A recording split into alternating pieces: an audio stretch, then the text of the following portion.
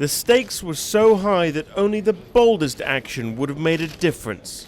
But in the end, leaders from the group of 20 nations failed to cut a deal in Cannes that could resolve the Eurozone's debt crisis. Despite much talk of global cooperation here on the French Riviera, when it came to the crunch, the rest of the world was simply not willing to stick its neck out for Europe. Leaders had rushed to express solidarity with an ailing Eurozone, fearful that an escalation could drag everyone down. And as summit talks kicked off, hopes built up fast that nations would rally together.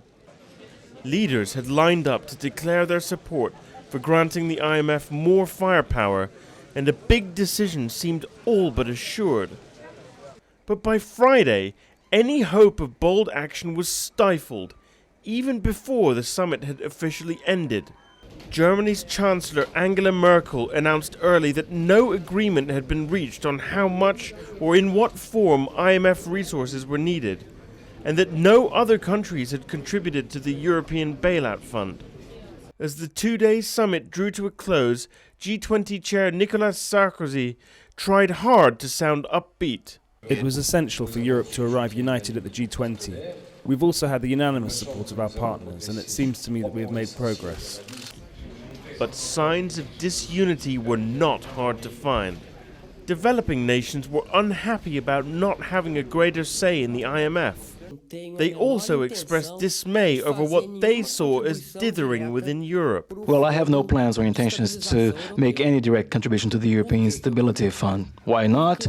Well, I have no such plans because they don't have any such plans. Why should I? Officials close to the talks, meanwhile, suggested that the US, the IMF's biggest shareholder, would simply not stomach stumping up cash for the lender, especially if that meant taking part in the euro bailout. US President Barack Obama wasted little time passing the buck back to Europe. And so they're going to have a strong partner in us, but European leaders understand that ultimately what the markets are looking for is a strong signal from Europe that they're standing behind the euro. In the end, the failure of a summit on which so many hopes had rested sent shockwaves through global markets, overshadowing a European rate cut the day before. Yields on Italian government bonds blew out to almost unsustainable levels as contagion fears spread, even as Prime Minister Silvio Berlusconi agreed to accept IMF scrutiny of his country's fiscal reforms. Italy had already become the euro's next battleground. G20 leaders said a deal on crisis-fighting cash for the IMF would probably still come, but not until next February at the earliest. As leaders head back to their capitals, there's a sense that for now it's each nation for itself.